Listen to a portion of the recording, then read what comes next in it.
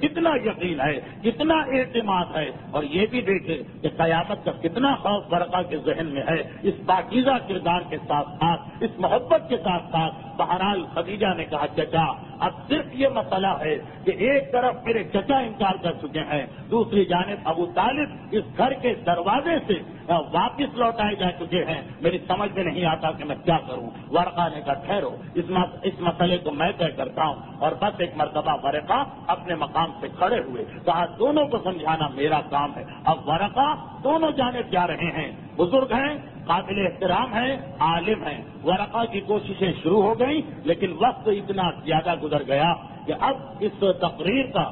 کم از کم آج کی حد تک وقت ختم ہو گیا۔ بس تھوڑے سے واقعات مختصر سے رہ گئے ہیں شادی کے بارے میں، یہ تفصیلات انشاءاللہ آئندہ آپ کے سامنے آئیں گی۔ تو آج کا پورا تذکرہ ورقہ ابن نوفل، خدیجہ طاہرہ کا یہ پورا تذکرہ ہمیں ایک جانب یہ بھی بتاتا کہ جو شرم و حیا کا ایک تصور ہمارے یہاں بنایا گیا وہ کتنا غلط ہے، مگر اس کی تفصیل انشاءاللہ آئندہ آئے گی۔ اب اس مبارک ذکر کا ایک حصہ مکمل ہوا، مقصد رسول پہ ہم گفتگو کرنا چاہتے ہیں۔ اس سے پہلے گزارش ہے آپ سے کہ بآواز بلند تحفہ درود بھیج دے محمد والے۔ موضوع تو مسائل فقہ میں تھا کہ بچے کی ولادت کے بعد جو ذمہ داریاں شریعت کے اعتبار سے اس کے والدین پر ہیں، مگر کچھ سوال بھی آگے ہیں، اور یہ بھی میں عرض کر دوں کہ یہ سوال ایسے ہیں کہ ان میں سے کچھ سوال سال گزشتہ بھجوائے گئے تھے، مگر مسائل کا بیان اتنا لمبا تھا پچھلے سال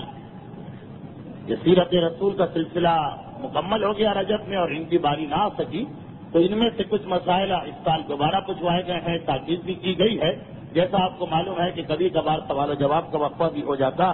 میں ان سوالات کو پڑھ رہا ہوں، اور خاصی ضخیم ہے یہ ساری رودات جو اس وقت میرے ہاتھ میں ہے، تقریباً 20 صفحوں کے قریب۔ بس اتنی گزارش ہے میری سوال کرنے والوں سے، وہ یہ ہے کہ اس بات کا خیال رکھا جائے کہ جب سوال کیا جائے تو سوال کا مقصد کچھ پوچھنا ہو،